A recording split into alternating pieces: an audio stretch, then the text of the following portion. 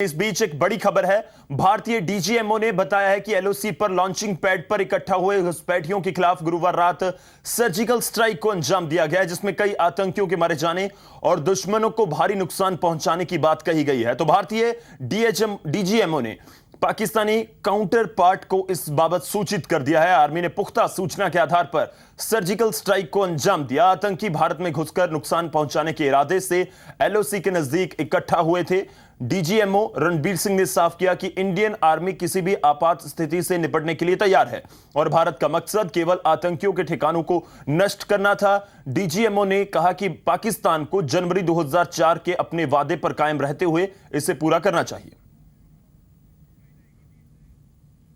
And credible information which we received yesterday that some terrorist teams had positioned themselves at launch pads along the line of control with an aim to carry out infiltration and terrorist strikes in Jammu and Kashmir and various other metros in our country. The Indian Army conducted surgical strikes last night at these launch pads. The operations were basically focused to ensure that these terrorists do not succeed in their design of infiltration and carrying out destruction and endangering the lives of citizens of our country. During these counter-terrorist operations, significant casualties have been caused to the terrorists and those who are trying to support them. The operations aimed at neutralizing the terrorists have since ceased. We do not have any plans for further continuation of the operations.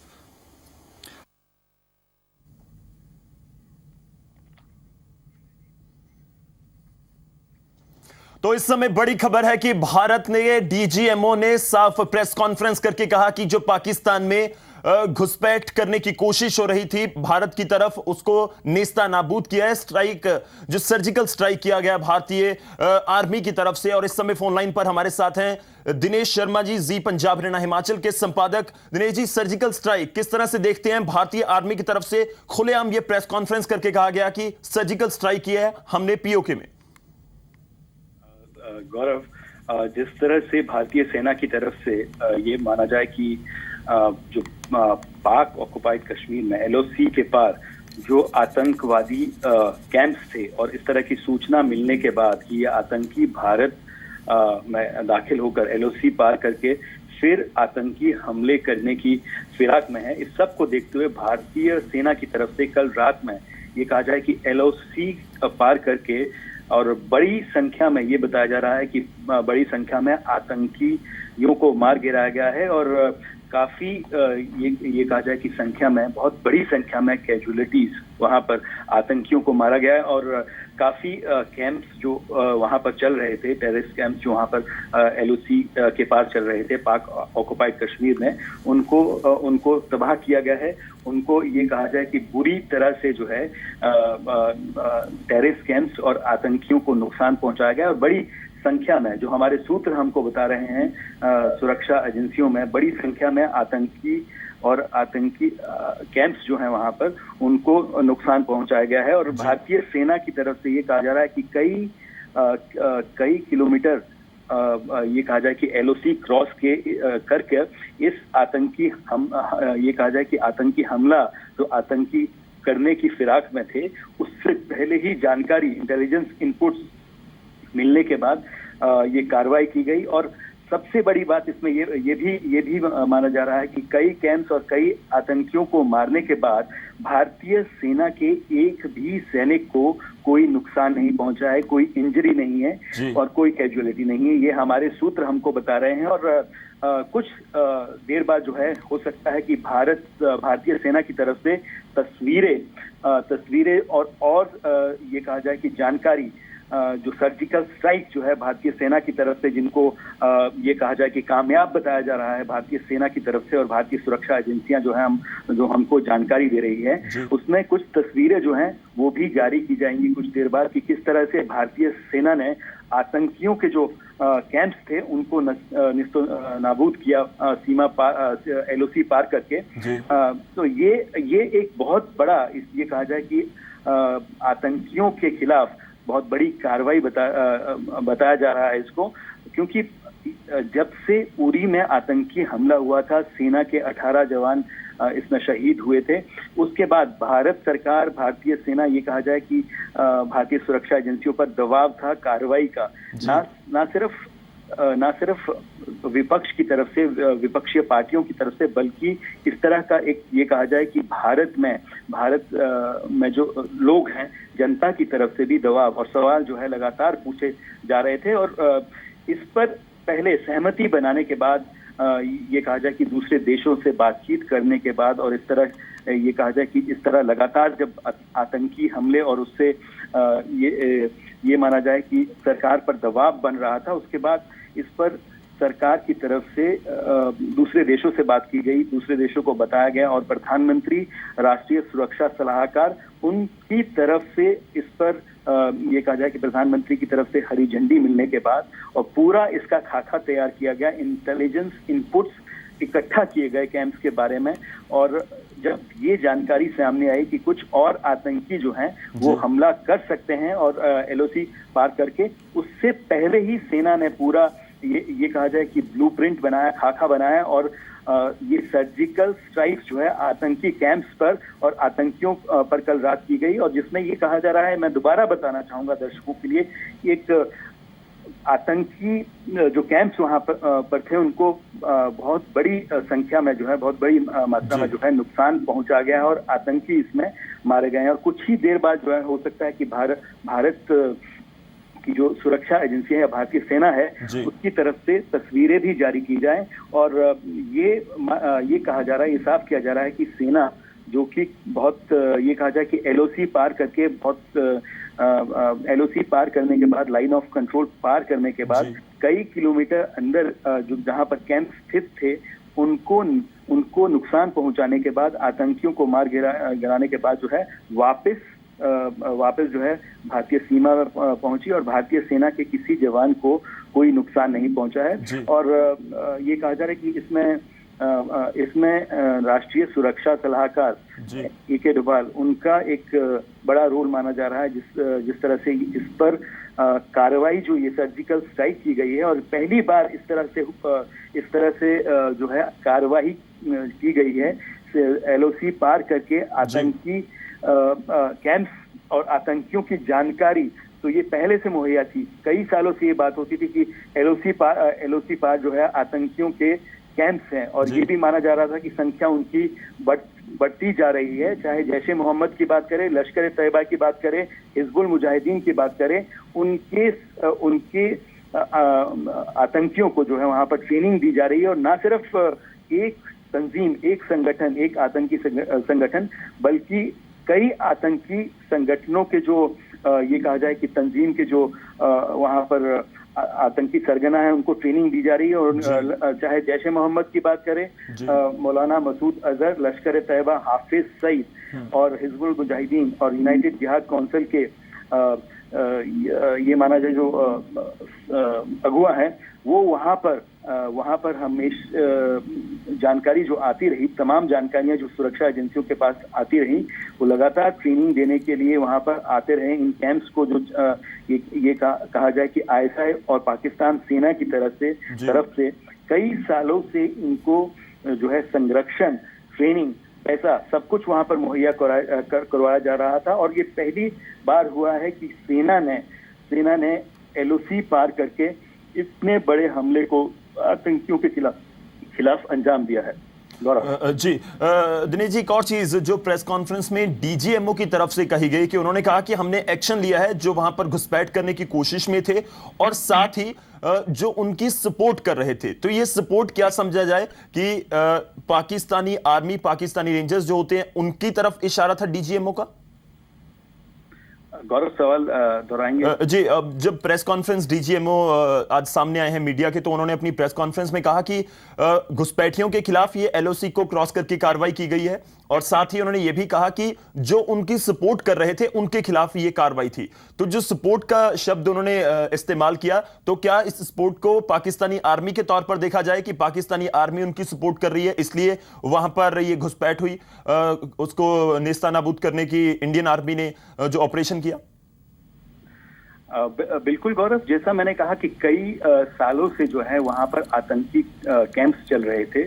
इसकी जानकारी जो है भारतीय सुरक्षा एजेंसियां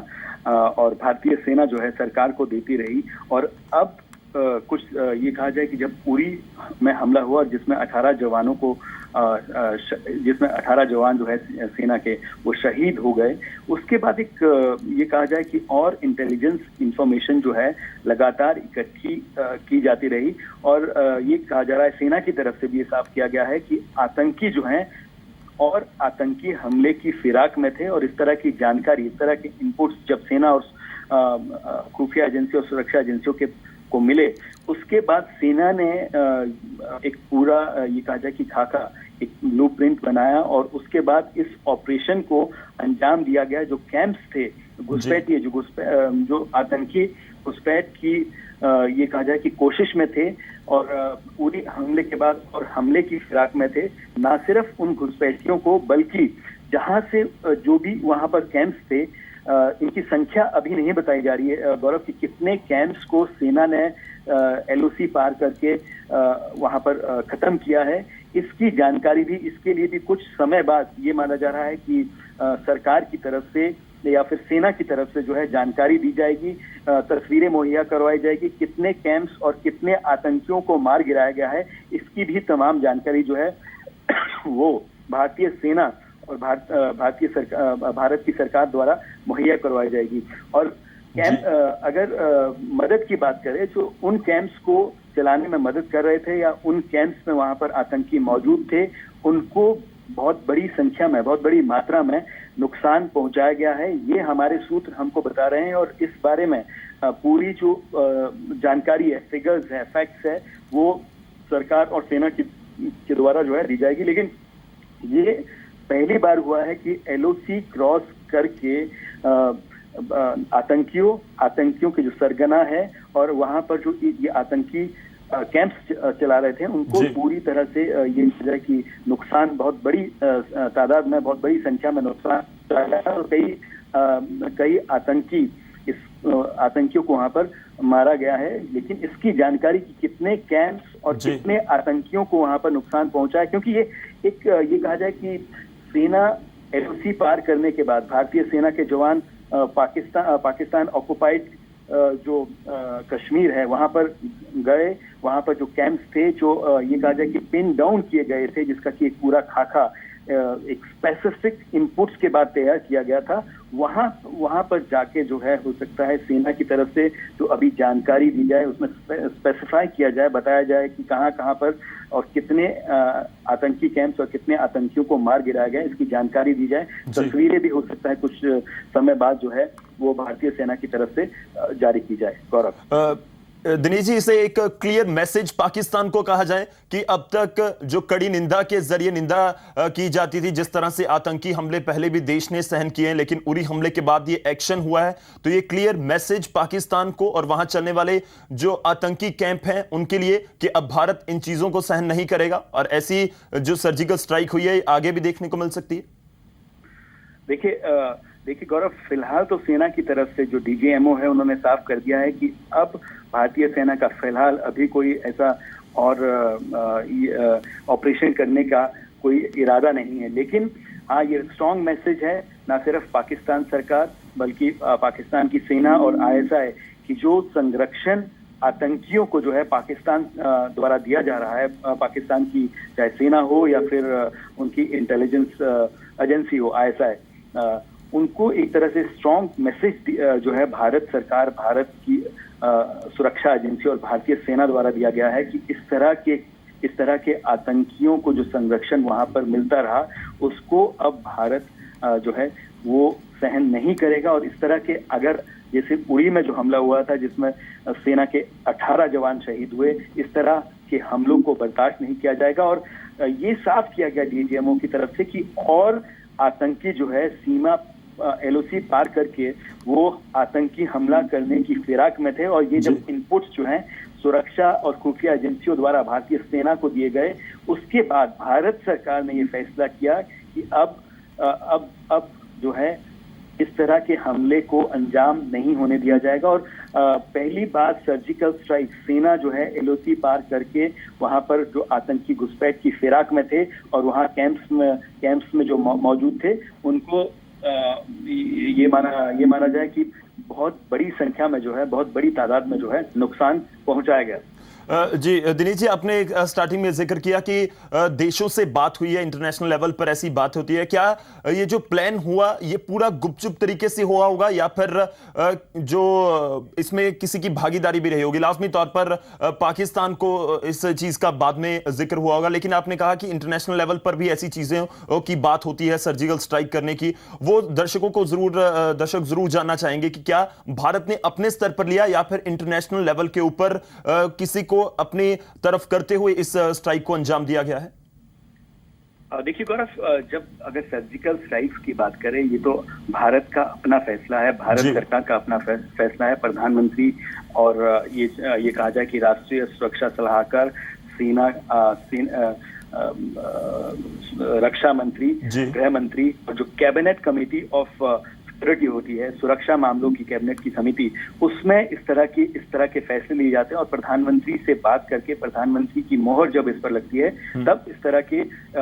ये जो पूरी सर्जिकल स्ट्राइक्स है, प्रधानमंत्री की मोहर लगने के बाद इन सर्जिकल स्ट्राइक्स को राष्ट्रीय सुरक्षा सलाहकार और तमाम जो एजेंसीज के प्रमुख और सेना के प्रमुख द्वारा जो है उस खाका बनाना और स्टैंप प्रधानमंत्री की लगने के बाद इस तरह के सर्जिकल स्ट्राइक्स को अंजाम दिया गया। लेकिन जब पूरी हमला हुआ उसके बाद भारत, ये कहा जाए कि भारत में तमाम प्रमुख दल जो है उनकी तरफ से, जनता की तरफ से, लोगों की तरफ से एक गुस्सा था, आक्रोश था और भारत सरकार पर दबाव था। तो उसी समय ये कहा जाए कि उसके बाद भारत सरकार ने जो तमाम मित्र देश हैं या तमाम और दूसरे देश हैं जो कि जिनसे बात करना जरूरी है, उनसे पाकिस्तान के खिलाफ कि इस तरह का हमला जो है बार बार जो है पाकिस्तान से बातचीत करने के बाद नहीं पाकिस्तान नहीं मान रहा है। पाकिस्तान की एजेंसीज हो या सेना हो, वो तमाम सबूत देने के बाद भी उसको एक्सेप्ट नहीं कर रही है। और जिस तरह से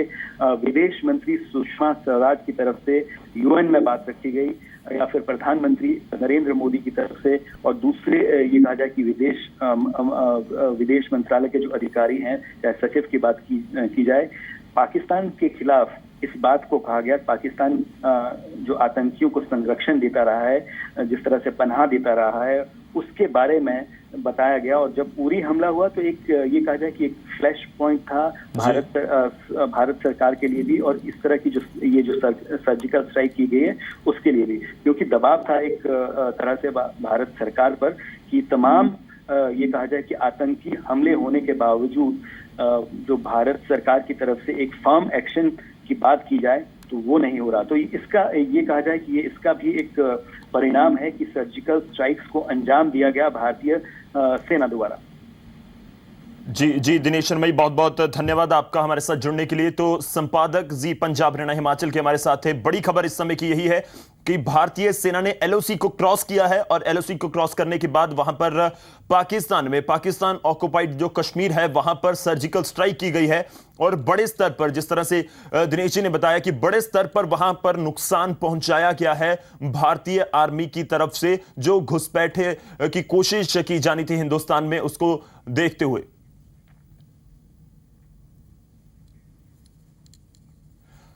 और इस समय फोन लाइन पर हमारे साथ पी बख्शी जी हैं, रक्षा विशेषज्ञ। बख्शी साहब, स्वागत है आपका। पहला सवाल यही, किस तरह से आप इस सर्जिकल स्ट्राइक को देखते हैं जो भारतीय आर्मी की तरफ से अंजाम दी गई है एलओसी को क्रॉस करके? देखिए, सबसे पहले ये बात ये है कि ये कहेंगे देर आए दुरुस्त आए जी। जो काम बहुत पहले हो जाना चाहिए था वो उन्होंने करके दिखा दिया,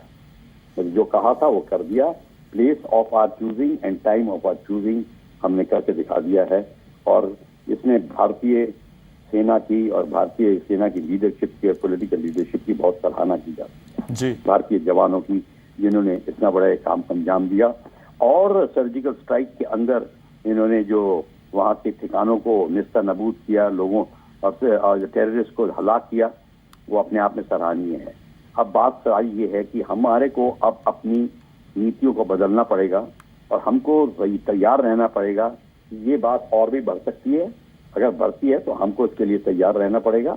पाकिस्तान रिटेलिएट करता है, उसके लिए तैयार रहना पड़ेगा और हमारे को ऐसी और स्ट्राइक्स करनी पड़ेंगी। ये अभी बात खत्म नहीं हो जाती, तो अब मामला शुरू हुआ है। जी, आप कह रहे हैं कि तैयार रहना पड़ेगा। आपको लग रहा है कि पाकिस्तान की तरफ से कुछ कड़ा एक्शन इसके खिलाफ हो सकता है इंटरनेशनल लेवल पर या फिर एलओसी के ऊपर?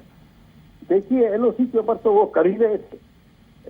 सीज़फायर वायलेशन कर ही रहे थे, वो करते रहेंगे।